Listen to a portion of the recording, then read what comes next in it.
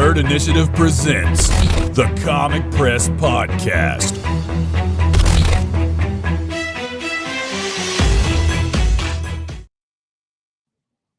What is going on, everybody? Welcome back to the Comic Press Podcast, a very late night edition for me anyway.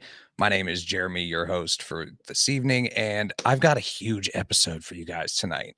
Normally, I have one creator on here, either a writer or an artist or whatever. Tonight, I've got three people for you guys tonight. So first off, we have got the writer, co-creator of By the Horns from Scout Comics, Markisan Naso right here. Did I pronounce your last name correctly? It's Naso. Naso. Okay. Yeah. I was wondering about that. I'm sure I'm going to mispronounce things all night, so bear with me on that. No worries. And then thanks for having me on. Yeah, no problem, man. Next up, we've got Steve Canon, the colorist of By the Horns Dark Earth. What's up, everybody? And then last and certainly not least, we have Scout Comics editor NicoleDAndira with us this evening as well. What is going on, everybody? You know, it's been a good day. It's been fun. Done a lot of writing, organizing, and get to do this fun little chat. Get to see my friends who work on the books. That's always great. Definitely. Yeah, well, thank you guys so much for coming on. Like, as soon as I got into reading this book, I wanted to have you guys on the show. I knew I wanted to have you guys on the show because this is one of the most unique things I've read in a while. But before we get into the books, I want to get into you guys a little bit. Can we go kind of around the bend and introduce yourselves and give kind of like a quick nerd origin story of how you kind of became the comic book geeks that we all are today? All right. So I guess, yeah, we'll start off with Steve real quick. So let me blow you up and yeah.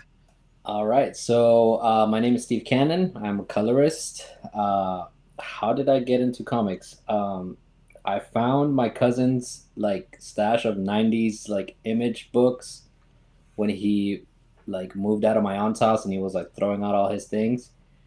And I was like, yo, can I have this? Because it's really crazy. And yeah, that was it. I was hooked from that.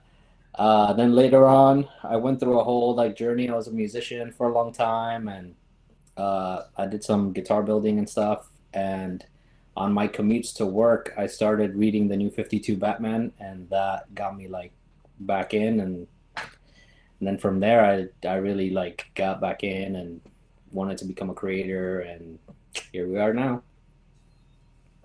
That's awesome. Batman seems to be a common way people got pulled back in to comic books. I've noticed that's a lot of people's stories. That Greg Capullo art got me. It's hard not to, man. And Steve's a big Spawn fan too. And okay, so that real heavy ink style. I spent many days in my youth trying to copy Todd McFarlane drawings and stuff. Didn't we all, though? I'm not nowhere near an artist by any way, means or form, but I think we all tried to copy that at one point or another. I mean, I have framed pictures of me drawing all kinds of stuff in like Jim Lee style, in McFarlane style, all kinds of things. You want to try it and then try to make it your own after that. I mean, that's, I think, how people really get started in art is by copying first. Oh yeah, for sure. So Nicole, it is your turn. How did you become a comic book nerd and get into this wonderful world of chaos that can be comic books? Yes, for sure. You know, it's funny. I read a couple growing up as a kid. Got so passionate about them until it actually surprised me for 15th birthday with to go to a sci-fi fest, which I was only interested in because I like Marsters. So she was taking me there basically to go with him and sign that. But I ended up finding their comics things. So I was very excited. A ton of comics. Snowballed from there. New 52 as well, Steve, because I was mostly reading like other comics until, and that's when I started like regularly reading a lot more stuff. But it really picked up from there for sure. Nice. Yet another new 52. Like, Yeah, Batman. Batman I was feel- like Like 52. you if go to for as Barnes and much Noble hate and, as like- that like, run it's all gets, there. it's so funny that that's the run that brought so many people back in. I had an hour-long train ride every day, and I was like, I'm so bored. My phone doesn't even work down here. So I just went to Barnes and Noble and was like, oh, cool. Like, they have like 6 volumes of Batman. So I was like, okay. Mhm. Well, you guys are making me feel old because my origin story also involves Batman, but it's a long, long time ago. I never got out of comics, never had to come back to them. I've been with them since I was maybe 10. So the first comic I ever really got, well, I think I got comics before this, but the first comic I got and decided I was going to collect was Batman 431. And I was in the mall with my mother, and we were just walking through it, and there was a bookstore there, and they had the comics spinner rack in the window, and I saw the cover to Batman 431, and it's a George Pratt cover where Batman's hanging upside down from a tree. There's a moon in the background. He's all shadowed. Oh, yeah, I know what cover you're talking It's creepy and just cool as hell. And I saw that and I was like, I need to see what this is about. So I bought it because of the art. But then when I read the story, which is by a Jim Owsley, better known as Priest or Christopher Priest. He's got a lot of names. about. But he went by Jim Owsley back then. And so once I read the story, then I was hooked, and I had to go find a comic book shop. And I grew up in central New York, and I found this place called Captain Comics, and my mom would take me there every week. So I haven't looked back since. See, you're the one of the rare ones that never got out of it, because even me, like around high school, you know, it's not the cool thing anymore. So you kind of like, in an attempt to survive high school, kind of distance yourself from some of the things that you're actually into. I was always an outsider, although I was a big sports star in high school, but I didn't hang out with any of the kids who played sports. So I would just go, and then afterwards I would go read comics or do other things, you know, go listen to metal. So I was kind of I was really an outsider there. Never cared if about being popular or being cool. I just wanted to do what I liked. And that is the healthiest mindset for anybody listening out there. Like, do not care what other people think. It is not the 90s anymore. We don't have to survive high school anymore like that. So it's cool to be a nerd nowadays. Yeah. So let's get into what we came for you guys to talk about. And that is, this series is insane. By the Horns, Dark Earth. I guess we start with the team on this. How, Markisan, you're one of the co-creators. How did you gather this group of people together to make this, I would say, very metal comic series? Well, it started with Jason Muir, who's not here tonight, unfortunately, because I'm making him draw the big finale to Dark Earth. So he's just slaving away trying to get that one done. It's actually oversized. But yeah, Jason and I did a previous series called Voracious about a chef who travels through time, kills dinosaurs, and serves them at a restaurant in the present. That was our first comic, and we did 3 volumes of that. And so when we wanted to do the next comic book, I had more ideas and pitched him by the horns. We wanted to do something different. So we ended up doing fantasy. So yeah, I knew Jason was going to be on board, and our colorist for the first volume is Andre Tabakaru, and he also worked with us on Voracious. So so we did that. We pitched it to Scout. We got greenlit pretty fast, and then we were off to the races. And then when we decided, or actually Scout asked us to keep going with the series, Andre had to bow out. He wanted to do some other things. He was starting a family, and he was kind of getting out of comics. By the Horns was the only book that he was doing. So we had wow. Yeah. So we loved Andre, and we still love Andre. He's still alive. Right. But so we had to find a new colorist. And so I basically put a search out on Twitter to try to find somebody. And we basically had tryouts, I guess. Kind of found some of the best colorists, and Jason had done this really cool beach pinup of our characters in By the Horns, and I was like, this would make a great test because it's got everything in it. It's got all the characters. It's got water. It's got the sky. It's got foliage. You know, there's a lot of gradients. There's a lot that a colorist will have to do to show off, you know, his, her, their skill. And so Steve like blew us away with his colors, and he was a finalist, and then so we ended up hiring him, and he's been doing an amazing job. He's done all 12 issues of Dark Earth. He's finishing up issue 12 right now, and we signed him up for the next volume. And Nicole came to us. She actually wasn't our editor to begin with. She came in, I don't remember which one issue, maybe issue 6, something like that. I think it might have been 4, but it was nice because I got the opportunity to go back and look at the previous issues when you collected it in the volume, because I was able to edit them all then. So I kind of like cheated my way past that. That's true. Yeah. So she came on, and yeah, it was funny because I was a little hesitant because we had an editor, but the editor didn't really do anything for us. Like, there wasn't much contact. And then Nicole came in, and she's on it. Like, she's great. Like, anytime you ask a question, she's going to be involved. She's going to give you the answers. She's going to find out, you know, what's going on. She's a really great copy editor. But, you know, whenever you get somebody new at your baby, you're like, oh, I don't know what's going to happen with it. But love Nicole. That's why she keeps coming on podcasts. Like, you got to come on the podcast. She's part of the team, the family. So, and actually I knew her from before because Voracious was at Action Lab. And Nicole worked at Action Lab as an editor. And I actually did some editing for them too. And so I actually knew her from before. That was kind of cool too, that you had that connection.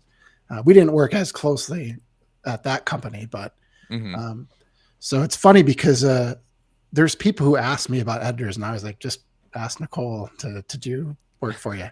Nice. And if I ever do any other Scout books or whatever, Nicole has to be the editor. I'm not going to accept anybody else. Well, that's what happens when you find somebody who actually, you know, is passionate about what they do and actually cares about what they're working on. Yeah.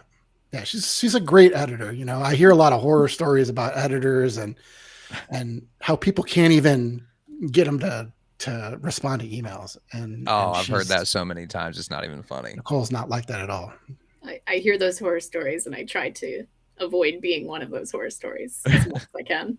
Yeah. Even if, you know, she doesn't have the answer, she'll respond and then try to get it. She'll always keep you informed. And I think that's really, really important for comics, because I've worked for a bunch of different companies, and I've worked in publishing a long time. And the communication is almost always the worst part of a company. You know, it's the one they have to fix. So really happy to have her on board. For sure. And then, so for people who do not know about this series at all, like never heard of it, never read a single issue of it, could you give us a quick rundown of like a synopsis of the first volume, basically? Yeah, sure. Well, By the Horns, it's basically The Last Unicorn Meets Kill Bill. It's a sci-fi fantasy action series about a hunter named Elodie. She wants to kill all the unicorns on the continent of Salathis for trampling her husband. But the problem is that it's almost impossible to find unicorns. So she basically starts murdering anything out there with a horn, and she gets kicked out of her village. And she goes to look for these unicorns and finds out there's an even greater threat out there. There's these wind wizards that are extracting all the magic from the creatures on the continent, and they're doing that to unicorns as well. And so Elodie and her companion Sagen, he's a half wolf, half deer, and he's telepathic. They have to team up with some unicorns, and Elodie can rip off their horns, merge them together, and form mystic weapons. And then there's a lot more that goes on. I was going to say, if that description alone does not interest you, I don't know what you're doing with your lives. Like, seriously, that's like, especially if you're a metalhead or something, that's like the most metal description of a comic book I think I've ever heard. Yeah, I mean, people sometimes they see unicorns and they're like, oh, I don't like unicorns. That's too fluffy and bright. And I was like, well, maybe just read the book. Because, yeah, I wasn't really a huge fan of unicorns either. But they were just the perfect creature to put in this book because you think of them that way. Right. And so to try to flip that and make them the object of scorn, the object of vengeance, is a lot different. So what all went into like designing all these characters? Because the character design in this is all over the place. You've got so many different designs for this. And I see Steve nodding his head. He's like, yes, and I have to color all of them. Like, yeah, and it's tough for Steve too, because we had already established a lot of the colors and looks for things. So he's got to come in and look at that, and then he also has to add his own touch to it. But of course, almost every issue we add a lot more different creatures and venues. And so, yeah, I mean, that's mostly Jason. When we came up with the idea, I had like characters in mind, of course, and I had ideas for what they should look like. But then Jason draws it and we go back and forth. We sit down, we have beers, and we talk about everything. And then he'll go and draw it, and then we might tweak it a little bit. And then every single issue, usually Jason will want to know, like, what are the major themes of the issue? What kind of environments are they going to be in, so that he can kind of work that out a little bit ahead of time, like creatures or technology or just the place where, they're going to be, because we have a lot of crazy environments for him to do. And that's and go ahead. Sorry. Oh, no, go ahead, Jeremy. Oh, I was just going to say, like, the creatures are, I mean, the amount of detail you guys had to put into these, like, you basically describe everything we come across in the book at some point or another. Oh, yeah. Well, the page that you got up there, the travel map page, that was Jason's idea to do a travel map. And it was funny because the first one we did, it had a few creatures on there.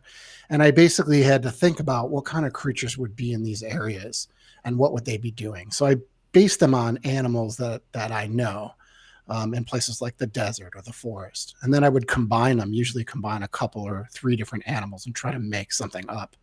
Or that would be the description to tell Jason, like, here's the 3 animals and make up a cool creature. And he did. And so if you look at the very first travel map, you'll see the descriptions in there of the creatures, and they're like 1 sentence long.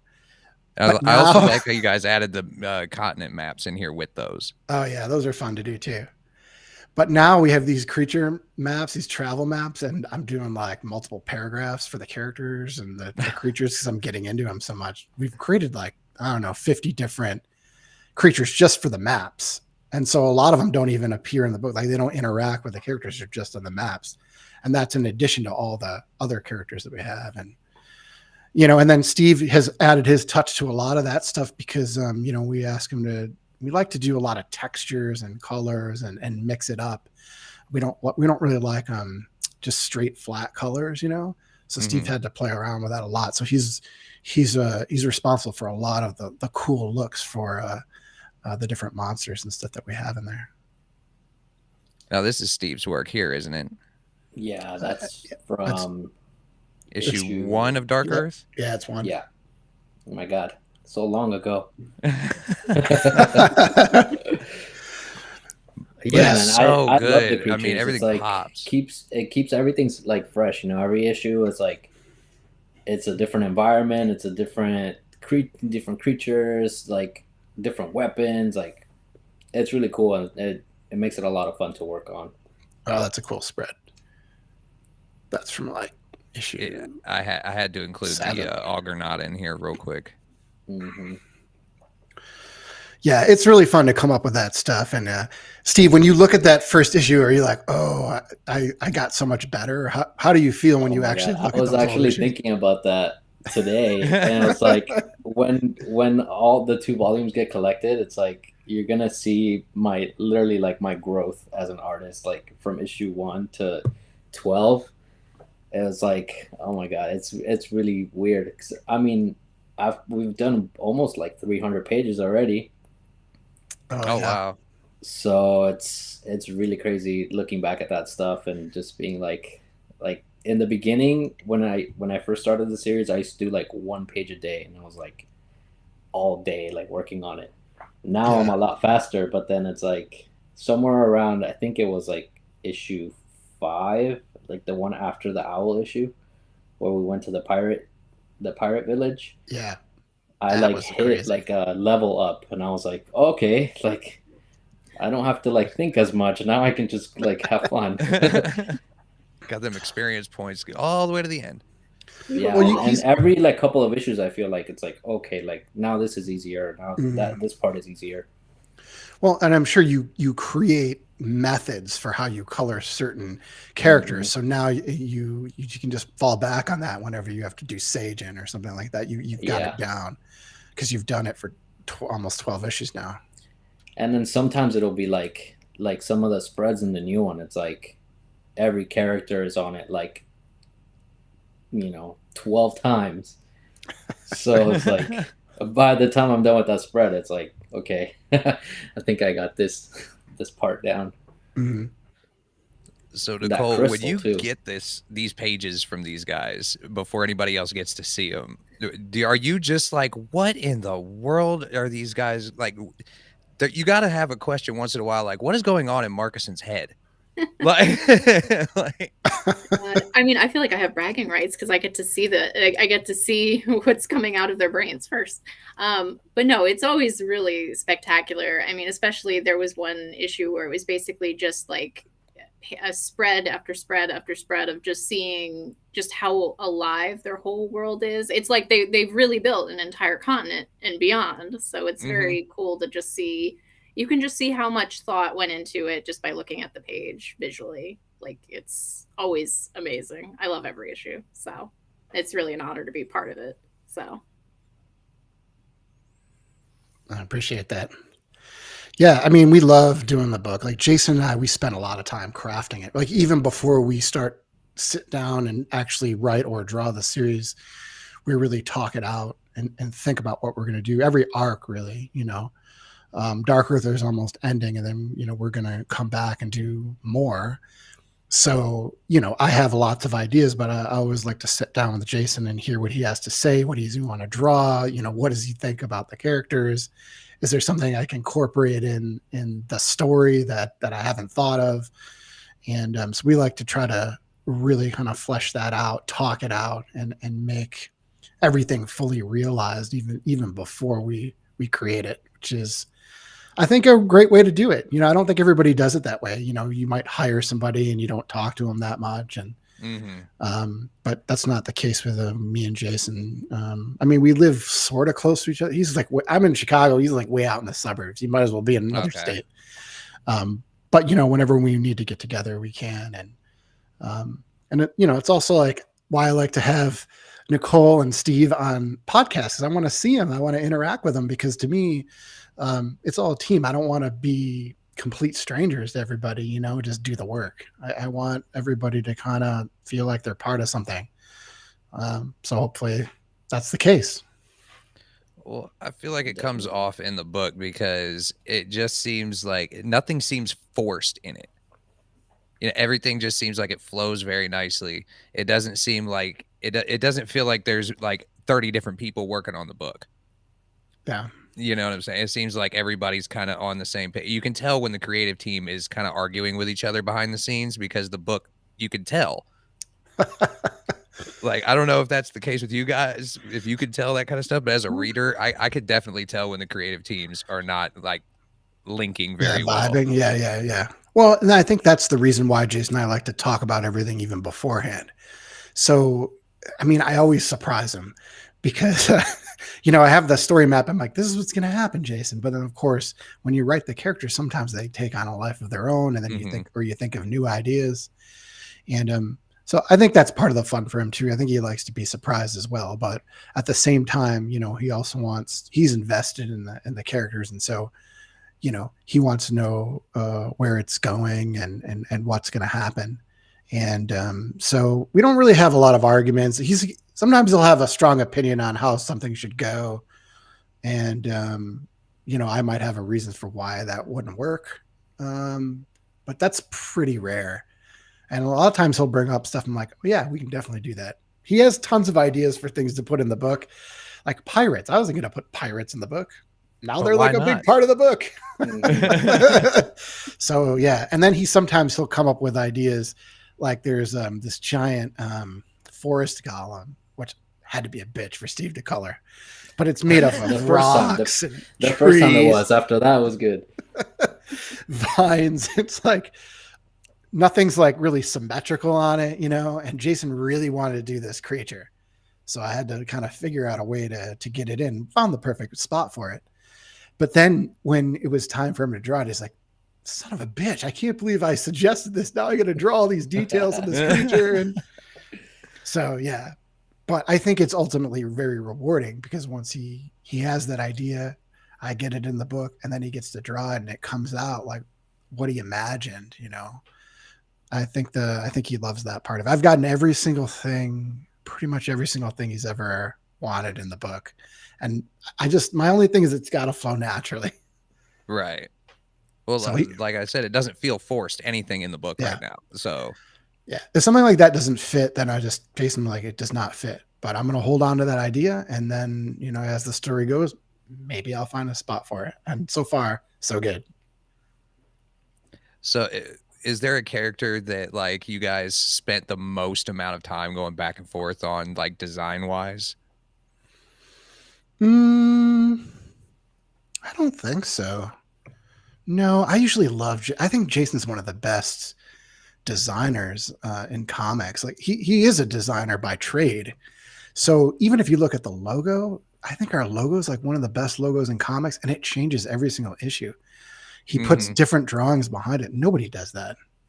You know what it slightly reminds me of are the old Final Fantasy logos. Yeah, it has a little bit of that in there for sure. Yep.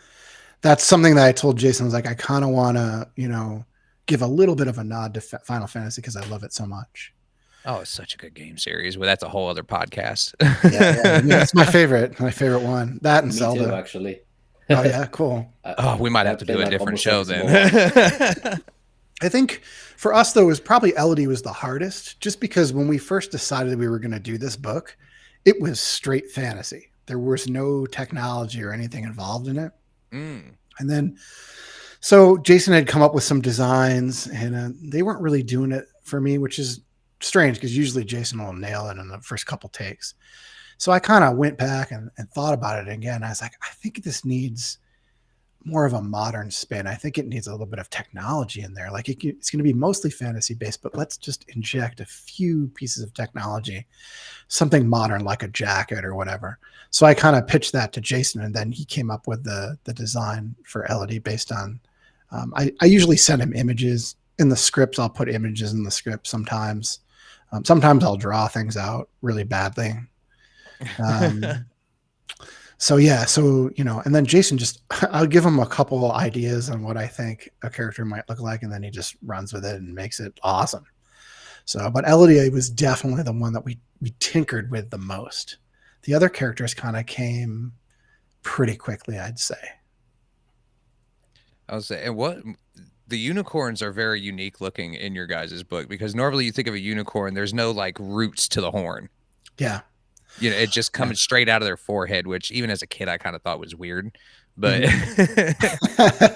that's all Jason. You know, that wasn't a direction I gave him. He wanted to do something different with the unicorns, and he decided to do roots because he thought it would look more powerful. He wanted them to look formidable, like that horn could do some freaking damage, you know? And so by rooting it into their face, you know, it had a good base. They could stab something that's probably not going to break off, because the horns are such a big part of the book. He felt that was a cool way to go. It's like they look like unicorns and just a little bit different. Jason's a master at that, where it's like you never seen a unicorn look like that, but it still has the basic concept of what you think of a unicorn as. Yeah, and like before you are shown the, you know, what actually happened to Elodie's husband, this is, you know, what she remembers seeing as the unicorn herd that came through them. I'm just like, that is insane. Like that looks like, you know, Satan's horse is coming to end the world right there. Dude, well, let's that's put those guys back. He's like, I want to color those. Well, that's you know, that's in Elodie's imagination, because it's just a horrific event. Everything is amplified, where they look like, you know, devil corns, I guess. And so yeah, so that's something I told Jason, like, you got to make them look monstrous, you know, because it's like the worst moment of her life. Oh yeah, I mean, it's her entire motivation for the first volume. Oh yeah, I mean, she can't think about anything else except revenge because it's the only thing she thinks she can actually do to make it better. And of course, that's not going to make it better. But she's a very proactive person. In my previous series, Voracious, which I love, the lead character Nate was not proactive. He wanted to get away from everything. He didn't want to be responsible for anything. LD is the exact opposite of that. And both characters have a lot of grief, and the way they handle it is different. And so that's what's fun about Elodie is that it's always about what can I do to just try to make it better. I have to do something, and that's why she gets kicked out of the usually village. what she ends up doing. Stabbing stuff. Yeah. She's very good at it, though. I mean, yeah. She is. Well, yeah. I mean, there's a whole issue where she's like training, and you see the progression of how she becomes a better fighter because she isn't very good in the beginning. Issue 6 gets her butt whooped in the beginning a few times. Yeah. So, but I gotta say, my favorite character, which I didn't expect at all, was Evelyn. Yeah, I knew you were gonna say that. Yes. She's like, I just felt so sorry for her, and then when I first saw her on the page, I'm like, oh my god. I like that you brought that up because that was that first page. I was like, this character is gonna go through a lot of trauma because the things that she is basically a slave. She is a slave to a wizard. And I was like, eventually I'm going to get around to talking about that. But that very first moment, that's the first moment that she meets Elodie and Sajin. And Elodie says something, that she shouldn't. And you see the sadness in Evelyn. You see that she's gone through some stuff. And so I love that because it's just 3 panels, but there's more to what's happened to her. And then eventually we get to that in Dark Earth, issue 7. It's crazy to see how raggedy she looked in that one as compared to now. She looks a lot more round and happy. Yeah. Well, I mean, she was, again, slave. Dark place in that first volume, She's all lumpy and her eyes malnourished and yeah, she's all frazzled. Yeah. I mean, that's the life she had. And also, I'm sure that's partly Jason doing it on purpose and partly because he's working out how to do the character, because that is the first time you meet the character. And it's funny because the other day I was just trying to think, what did Jason think when I told him I wanted to put a floating eyeball butler in the book? was he down with that? Or I think he was, but I can't remember. I can't recall when I told him these are the characters are going to be, and she's coming in and she's going to be a major character. But she is. She's like a main team member now. Yep. How did that come into your head? I have to ask. We've got unicorns, we've got humans, we've got wolf deers, we've got or I'm sorry, wolf pony. Yeah, I don't know how stuff comes into my head. I think I was reading some Thor comics and he was fighting frost giants, and I was like, man, they're pretty big, man. He just knocked one of their eyes out. I'm like, oh, that'd be cool. What if you animated that eye and made it magically made it into a being? And so I kind of think of weird ways to use magic, I guess, just things I might not have seen before. But it just comes to me naturally. I just like the idea too of just Evelyn floating with the other characters. And I really try to make the characters seem real, no matter what they look like. And so that was something I wanted to do too, where it's a character you look at her and she has a monstrous appearance, but at the same time, she's probably the most good character in the book. Maybe Sajin. Sajin's pretty good. But Sajin's anyway, also willing to, Sajin's much quicker to kill stuff. I mean, everybody kills stuff in it, man. That's true. Evelyn likes to use guns a lot. Yeah. Well, I mean, she tried the garden tools in one issue that didn't really work out so well. I love that scene. And really, why Evelyn, I think why people respond to Evelyn so much is the way Jason draws her, because the way he can get the facial expressions in an eyeball is insane. He uses the tentacles as a brow. Like he actually uses her in a lot of panels, even when she's not the main focus. She's like an emoticon in the background. So when you see her, she kind of tells you what the vibe of each panel or each scene is in the book. And that's something Jason just likes to do. I think he just loves drawing Evelyn. So even if he wasn't sure when I first brought it up, I know he loves drawing her now. He always wants to do the heroes. You know, he sometimes he gets on me. He's like, "Oh, there's too much villain stuff in there. We got to get back to Elodie and Company." I was like, "Well, we hold on. We got to develop Shinora and the other characters here. That's pretty important." I like the owl parts, because then I know I'm gonna get my pages done quick. Because all like the real light colors.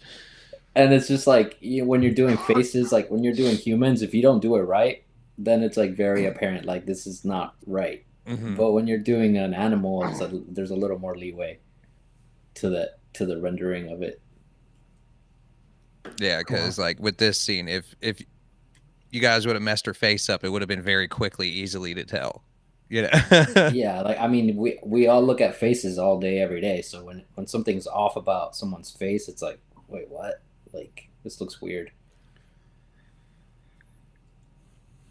Yeah. And like Jason is the kind of, I feel like maybe this is the reason why I've been able to like get better, is because a lot of artists will do like everything, especially nowadays where everyone uses so much gray, and they'll do like everything. So it's like sometimes it's even just like, well, like, do I just do flats because you did all the shading and everything in like gray wash? But Jason leaves everything open. So I can, he does some suggestion of like where the light's coming from and stuff, but for the most part, it's like I can just do like, okay, like I'm gonna do uplighting on this one, or now it's like the windows on the side, so maybe I'll do it from the side. Like, yeah, it's a lot of freedom when it comes to that, which is a good thing, but also sometimes I'm like, oh man, like I gotta do something different on this one. Like, it's like take me a while just to like set up the lighting. Yeah, he's good. He'll give suggestions, but he wants Steve to like, come up with the things that he likes, put himself into the book. So, and Steve's really good at that, and we are on these emails where we talk about the colors or the art, and Steve will come up with something, and maybe we're like, hey, can you change this one little thing? And so we interact. It's mostly Jason and Steve. Every once in a while I'll chime in, but I always give my comments to Jason about colors, and then we work on it until we get it to where, it's perfect. 'Cause some of this stuff is like really strange. And I mean, there's no real reference for it, especially stuff in like these 11 and 12, which I don't want to spoil anything, but yeah, I don't have any snippets from any of that. So, I mean, in 11, Steve had to do this, had to come up with a completely different color scheme for something in the book, which we can't name because it's too important. That I think I did about 4 or 5 times before we got it put together. But so, I mean, it came out good. Yeah, but that's what's fun, and that's what I love about working with Steve, is that he wants to do his best work, and we're pretty demanding as far as what we want in colors and how we want things rendered and everything. And Steve's always up for that, and I think he just keeps leveling up every single time. And I hopefully, because we talk it out and we're working on it, that helps him. It helps us. It helps us think about colors for like the next issue, the next character, how we're going to do it. So all of that stuff, all that back and forth really, I think, just makes the book better, makes the team better. Yeah. And I enjoy like kind of like the collaboration and the feedback and stuff, because I mean, Jason's an amazing artist. So like, it would be silly of me to be like, no, like, it's like, okay, like, better. Yeah. I mean, Jason, I don't know how long he's been doing art for, but I know it's way longer than I have. So like, I'm always happy to like see what he has to say. Like he has to say like any, whatever, because it just helps me get better. Mm-hmm. Yeah. And I mean, it's gotten to the point, I think, really, I can't really see anybody doing colors on the book except Steve. And as much as I love Andre, you know, and I love that first volume, but Steve is like our colorist now. You know, I saw the characters one way, and now Steve colors them, and that's how I see them in my head now. So that's the best compliment I can give him, I think. You know. Thank you. I appreciate that. I mean, I love working on the book. Honestly, like, it's weird too, because, like, you know, Jason will send me the script and stuff like ahead of time, but I don't like to read it all in the beginning, just because, like, I'm also a fan of, like, the series. So, like, I like to wait until the pages come in, and then I'll have the pages and the script together. And then I'm like some stuff. Yeah, I won't talk about stuff that happens, but it's like, I love, like, it helps me do the colors when I get that initial like reaction to like what's going on in the pages, just so I can convey that same feeling that I felt when I first saw it. Like, I wish I was there in the room for it, because there, you know, this is stuff that I've been living with in my head for a really long time. But like you're working on 12, there's like huge things in issue 12. So I just, like, it would be great to be in the room when you saw that for the first time. Like, oh my God. Like, yeah. Sorry you haven't seen it yet, Nicole. Jeremy has a good point. Do live reaction video to that. Sure, that'd be good. It's like, yeah, like audibly, I'll be like, no way. I mean, we love that. We love surprises in the book. This one, Dark Earth, has been fun because we really built it, because it's 12 issues. Mm-hmm. The first series was supposed to only be 6 issues. No, it's supposed to be 5 issues. It's supposed to be 5 issues.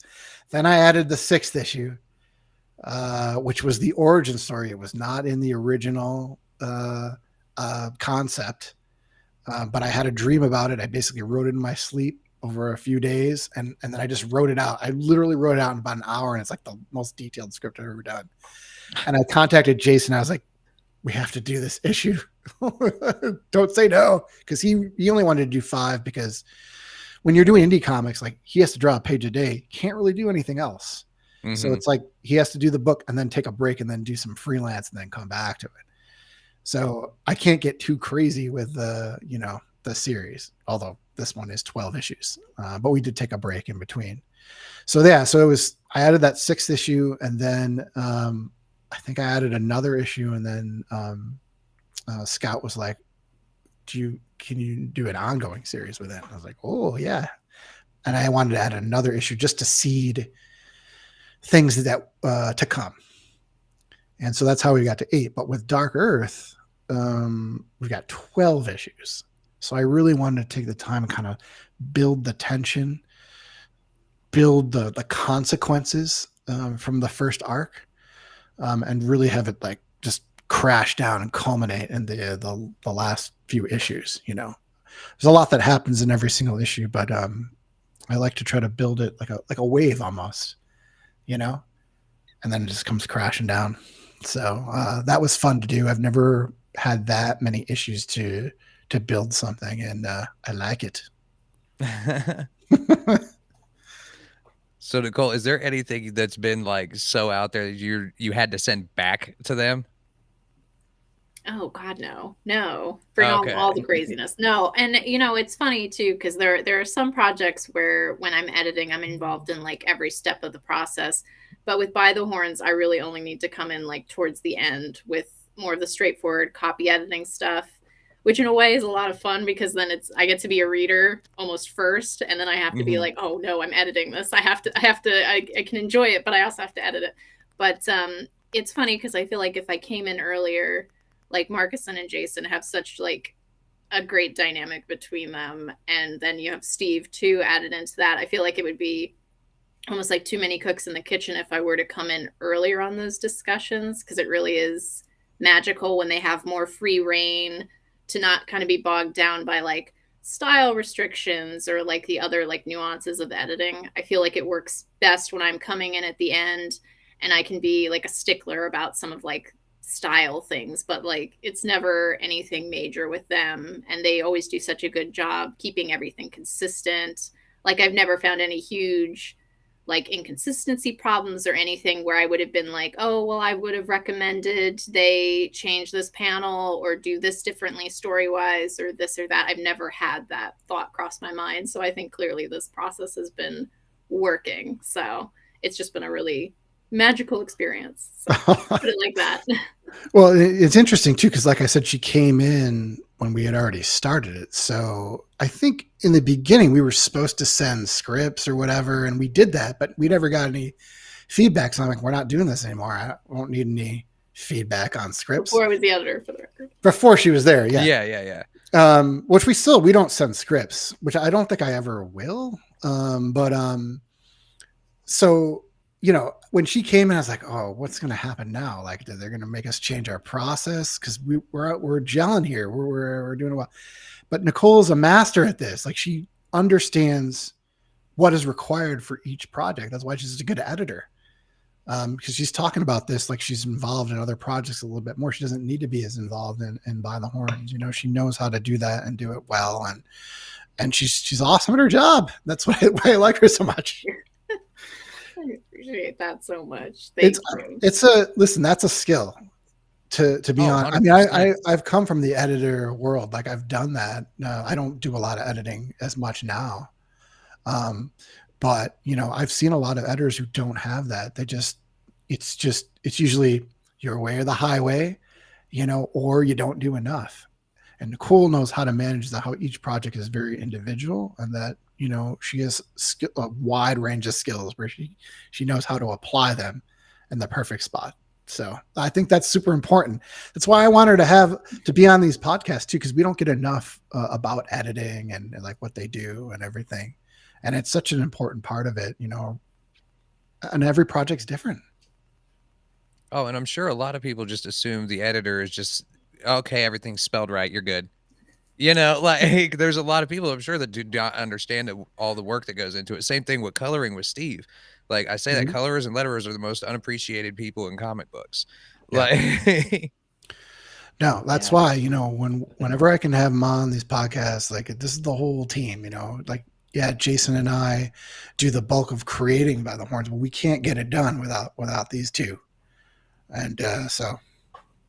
Yeah, I mean, because the art's only as good as the coloring, and the book itself is only as good as the editor working on it. So you can mess up a book with colors real easy. Oh yeah. Well, and I'm always amazed too, because you see awards and things for, you know, best artist, best cover artist. Well, Jason actually has a Ringo nomination for best cover artist, well deserved. Of course, he owes that to me, because I told Jason, like, we got to push for awards. I don't like doing it. I don't like doing awards, but you know, if we can get an award or if we can get recognized, that just helps the book. So I'm going to push. He's like, oh, I don't want to do that. You can't do cover artist. Don't push cover artist. And I was like, nope, your covers are some of the best in comics. I'm putting them down there. And look what happened. So I sent him, when he got nominated, I sent him the email. I was like, look, you didn't even want me to do this. But the thing of it is that Jason just did the covers alone. Like, Steve really brings those to life. So really, I think awards should be the two, you know, whoever's doing it. Now, it could be one person coloring it, but if it's two people working on that stuff, like, they need a team category. Yeah. I mean, Steve's an artist. The way he does it, he's a visual effects artist. Yeah. I mean, coloring is, I mean, it can be as detailed or as not detailed as you want it to be, really. But it's really easy to kind of mess up the focus of panels, or not have the right vibe for the story, or have everything look super, like, no depth. Like, there's a lot to it. And even though, like, I'm not, like, drawing the figures per se, on some things, like, you know, if the figures are really open, or it's just like, you know, basic line drawings, you're doing a lot of, you know, the detail on the clothing, the shading on the faces. Like, there's a lot of art involved, and a lot of people maybe don't, not that they don't notice it, but they might think, because of the way that books and things are promoted in the industry, they might think it's the line artist doing all that stuff. when sometimes it's not, you know. Yeah, because a lot of, especially the major publishers, they don't credit the letterer. They don't credit the color guy. You know, they don't credit the editor on it. They just writer, artist. Hmm. Yeah. And it's insane to me sometimes on projects that are for example, recently it was like the Dark Crisis from DC. I mean, the color was a huge part of that whole series, and like for them to not even say anything about it is kind of crazy to me. So a book doesn't hit the same in black and white as it does in color. No, you rip the especially color something out of cosmic like Superman that. books, and it's just another guy in underwear. Yeah. And our book, I mean, there's so many vibrant colors in the book. You know, Oh, yeah. I mean, there's so many different kinds of environments too. There could be a dark, well, we do have some dark cave-like spots. We've got underwater stuff, but there's a lot of lush forests. There's fire. You know, there's a lot of variety in our book. And yeah, you could do it in black and white, but the colors that Steve puts into it really brings those environments alive. And I think that's important because we want to build the world. You know, we have this whole huge continent that we start on, and then we find out there's more continents, that there's an actual world.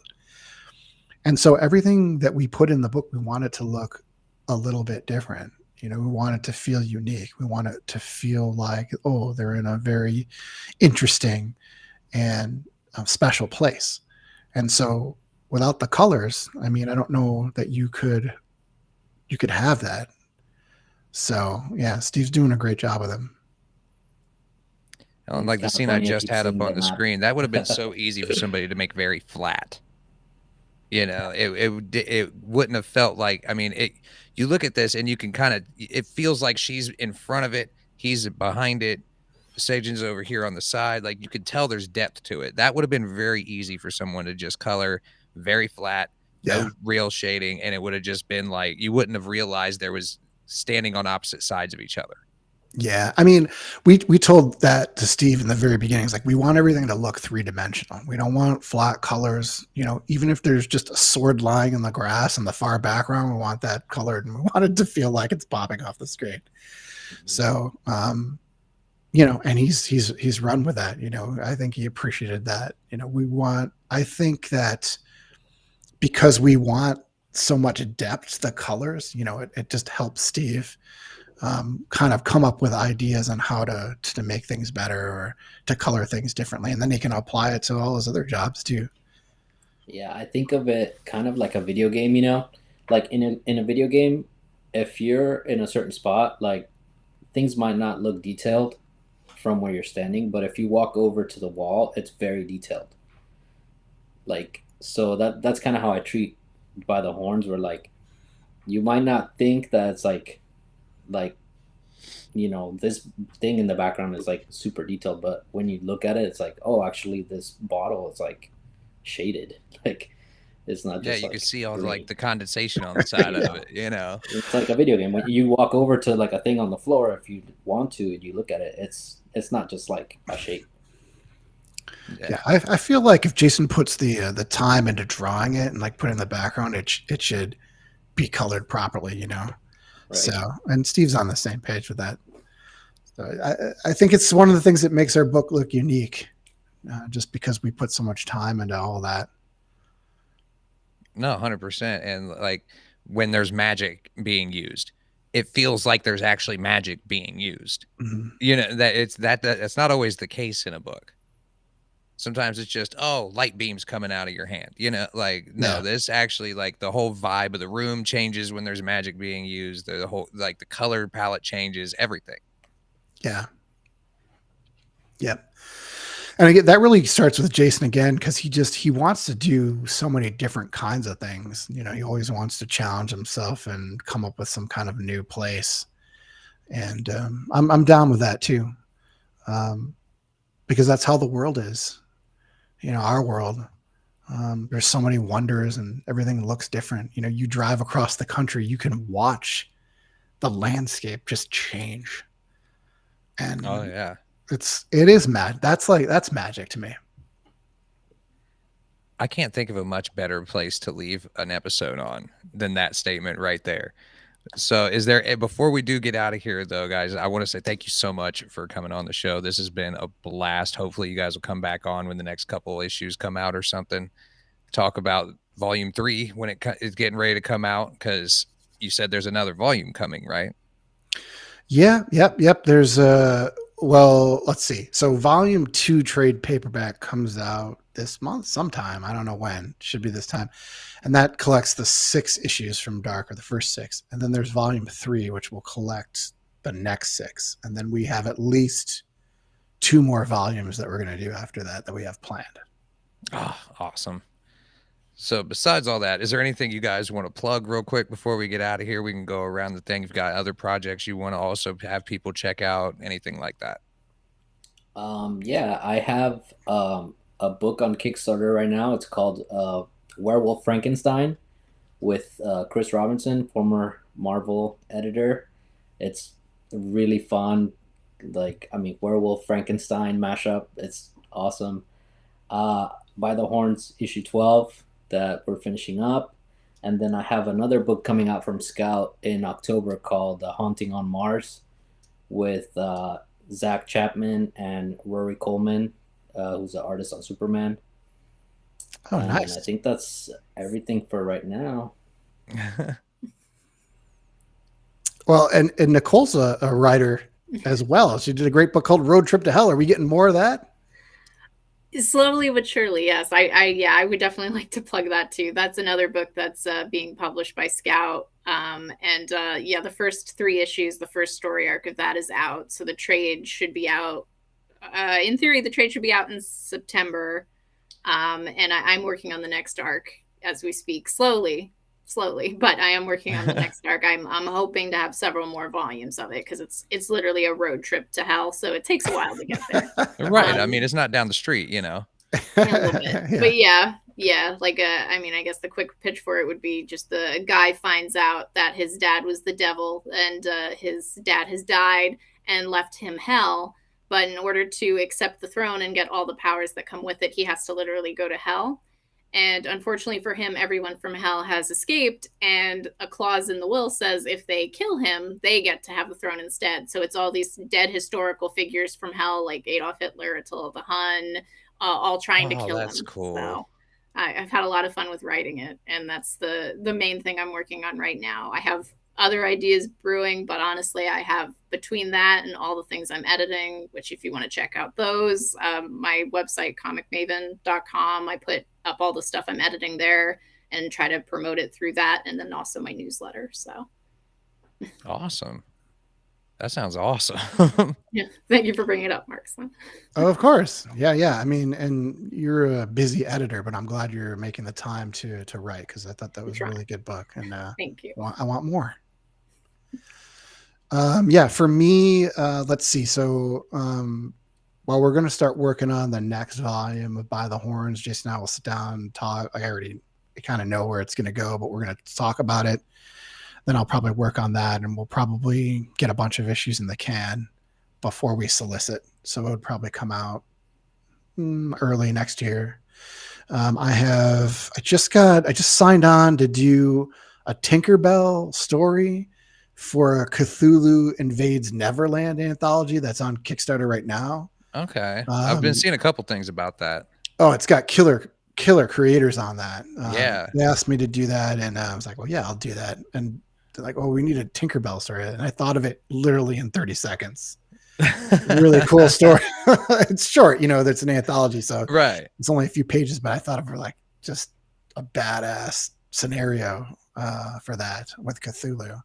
So I have that, and then I'm actually doing another anthology called Holiday Spirits. I believe it's volume 3, and that is a horror-based anthology with the theme of Christmas and the holidays. And so people can take from different cultural weird stories and fables and stuff. And I did a Norwegian myth, and so I'm pretty excited about that. I think the art's almost done, and my buddy Gregory Miller is doing the art on there, and he he's done his own comics, but he's like an animation artist. So he's worked on a lot of like Netflix series and stuff like that. That's doing cool. characters and backgrounds and stuff. So I've really wanted to work with him just because he's a cool guy, and was like, you got to do this story. It was only supposed to be like, I don't know, a few pages, but it actually ended up being a little longer. So, but he's almost done. He only has like 2 pages left. And I got some other projects in the works. I have another one at a publisher. I don't know when that's going to be announced. And then I've just got a ton more projects to go. And you can follow me on Twitter. It's Darth San. I'm Darth Markisan on Instagram. By the Horns Comic on all platforms. Facebook. I guess it's not Twitter anymore. It's X. Yeah, so weird. Instagram. The whole theme of the app changed this morning on my phone, and I just grimaced at my phone screen like, Yeah, they don't even have tweets anymore. They're like they're X's now. Post it, or I don't know what they call it. I don't know. Really weird. And then I'm also a host on the Metalheads podcast.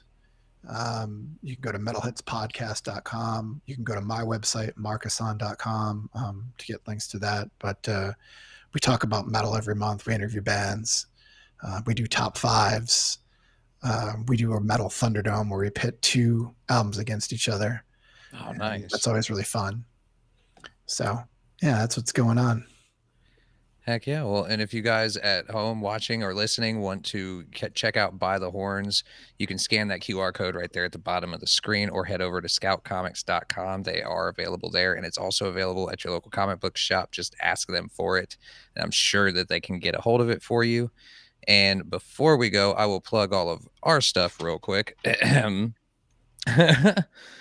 Next episode of the Comic Press Podcast is going to be on August 11th, where we will have the members of the new team here at Nerd Initiative, the NI Bullpen, in with all your new comic book day reviews and such. We're going to get introduced to all of them. We're going to go over the new comic books coming out that week.